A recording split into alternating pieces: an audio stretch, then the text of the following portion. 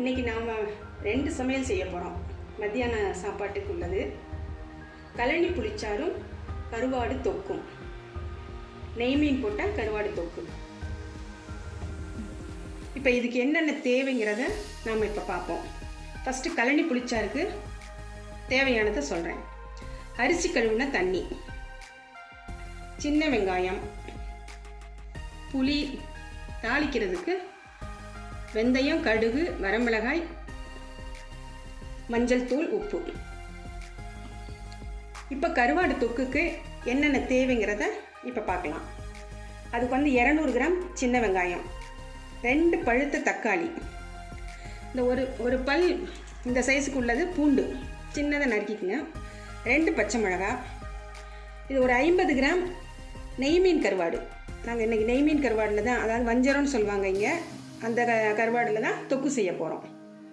அப்புறம் அதுக்கு மிளகாப்பொடி, மஞ்சத்தூள், உப்பு, தாளிக்கிறதுக்கு கடுகு, வெந்தயம், சீரகம், அப்புறம் கருவேப்பிலை, கொத்தமல்லி. இப்போ கழனி புளிச்சாறு எப்படி செய்கிறதுங்கிறத பார்க்கலாம். எலுமிச்சம்பழம் அளவுக்கு புளி எடுத்துருக்கிறேன். இந்த புளியை கழனியில் ஊற வச்சுக்குவோம்.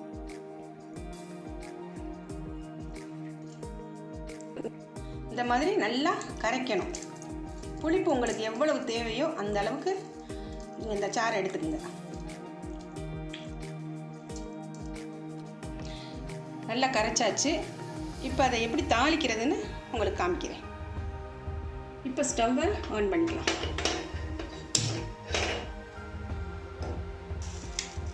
நல்லெண்ணெய், இந்த புளிச்சாறை நல்லெண்ணெயில் தான் தாளிக்கணும். அப்போ தான் டேஸ்ட்டாக இருக்கும். நல்லெண்ணெய் ஊற்றிக்கிறோம்.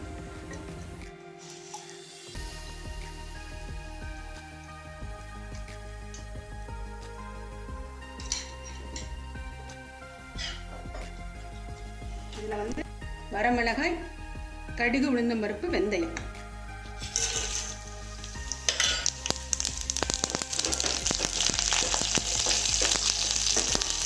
நல்லா பொரிஞ்ச உடனே கருவேப்பிலை.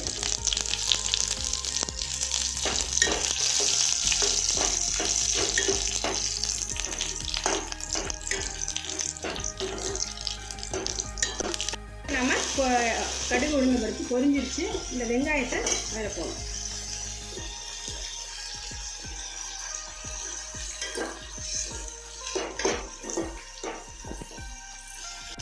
அதோட கொஞ்சம் மஞ்சள் தூள்.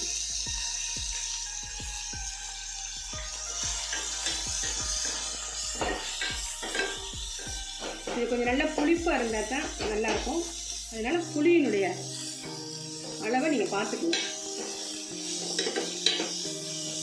இந்த கழனி புளிச்சாறு நல்ல மழை காலத்தில்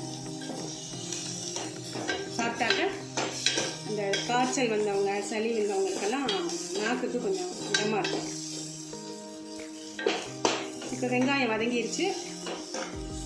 இந்த சாறு அதில் ஊற்றிடுறேன்.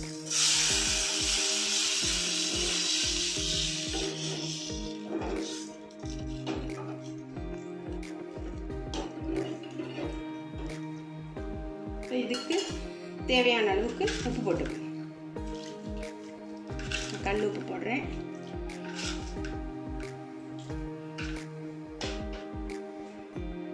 இப்போ கொதிக்க ஆரம்பிச்சிருச்சு. இது ரசம் கொதித்து வரும்போது நுரக்குட்டி வரையில நம்ம தண்ணி தெளித்து நிறுத்திடுவோம். ஆனால் இது நல்லா கொதிக்கணும். ஏன்னா அந்த புளியினுடைய அந்த பச்சை வாசம் கொஞ்சம் போகணும். கொஞ்சம் கொதிக்கணும்.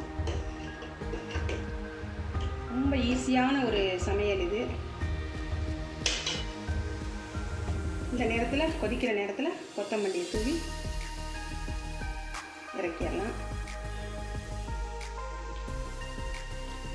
அடுத்தது நாம் கருவாடு தொக்கு எப்படி செய்கிறதுங்கிறத பார்க்கலாம்.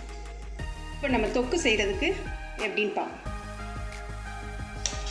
திருப்பு சட்டி வச்சுருக்கிறேன். கல் சட்டி காஞ்சிருச்சு. அதில் எண்ணெய் ஊற்றிக்கலாம். உங்களுக்கு தேவையான அளவு நல்லெண்ணெய், கடலெண்ணெய் எது வேணாலும் ஊற்றிக்கலாம். இப்போ எண்ணெய் காஞ்சிருச்சு. இதில் சீரகம், வெந்தயம், கடுகு,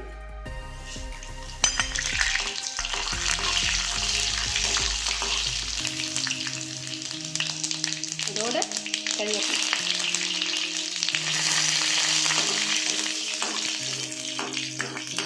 பொரிஞ்ச உடனே பச்சை மிளகாய்,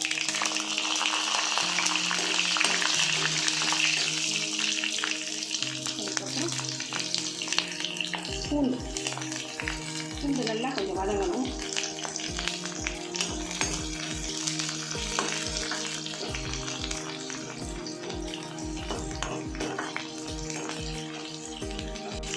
பூண்டு கொஞ்சம் செவந்த உடனே சின்ன வெங்காயத்தை போடும்.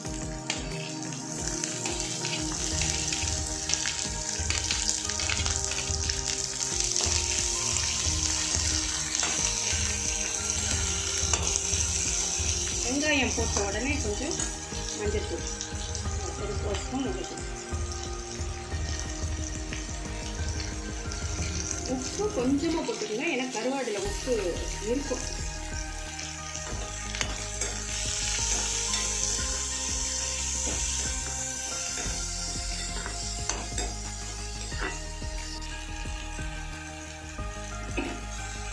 இப்போ வெங்காயம் நல்லா வதங்கிடுச்சு.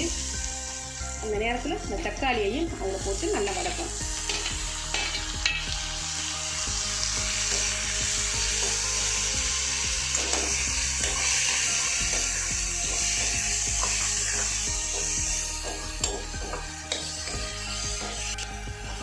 இப்போ நல்லா வதக்கிக்கிட்டே இருக்கும் பொழுது உங்களுக்கு எவ்வளவு காரம் தேவையோ அந்த அளவுக்கு மிளகாத்தூள் போட்டுக்கலாம். 4 ஸ்பூனால் 3 போடுறேன், 3 ஸ்பூன். அதையும் நல்லா வதக்கிட்டு கொஞ்சம் தண்ணி ஊற்றி கொஞ்சம் வேகணும்.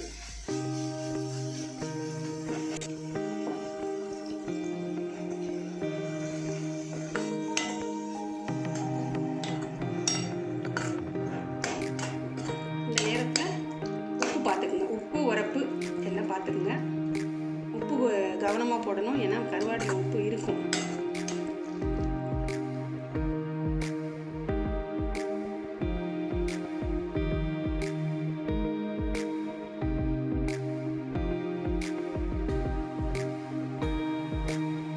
நல்ல சுருளை வெந்து வந்துருச்சு. இந்த நேரத்தில் நம்ம வச்சுருக்கிற இந்த நெய் மீன் கருவாடை மெதுவாக போடுங்க.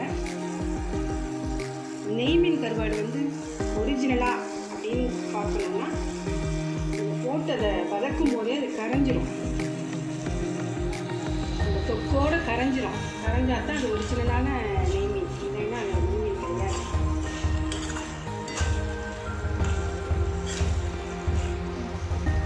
இப்போ கருவாடு தொக்கு ரெடி ஆயிடுச்சு. பார்த்திங்கன்னா நான் மெதுவாக தான் கிண்டுனேன், அப்போ கூட கருவாடை காணாம், எலும்பு தான் இருக்குது. பரவாயில்ல, அது எல்லாமே அதோடு சேர்ந்து இருந்தால் தான் டேஸ்ட்டாக இருக்கும். கடைசியாக கொத்தமல்லி தூவி இறக்கிற வேண்டியதுதான். இந்த வர்ற மழைக்காலங்களில் இந்த மாதிரி ஒரு கழனி புளிச்சாரையும் கருவாடு தொக்கையும் வச்சு வீட்டுக்குள்ளேயே இருந்து சாப்பிட்டு பாருங்கள், விடவே மாட்டீங்க இந்த சாப்பாடை. இது 2 நாள் வச்சிருந்து கூட சாப்பிடலாம் சூடு பண்ணி. அவ்வளோதான், ரெடி ஆயிடுச்சு. அடுப்பை ஆஃப் பண்ணிக்கிறேன். இப்போ கழனி புளிச்சாரும் கருவாடு தொக்கு ரெடி ஆயிடுச்சு. இதை நீங்கள் சூடான சாதத்தில் இந்த கழனி புளிச்சாரை ஊற்றி அந்த கருவாடை தொட்டு சாப்பிட்டு பாருங்கள். நன்றி, வணக்கம், மீண்டும் சந்திப்போம்.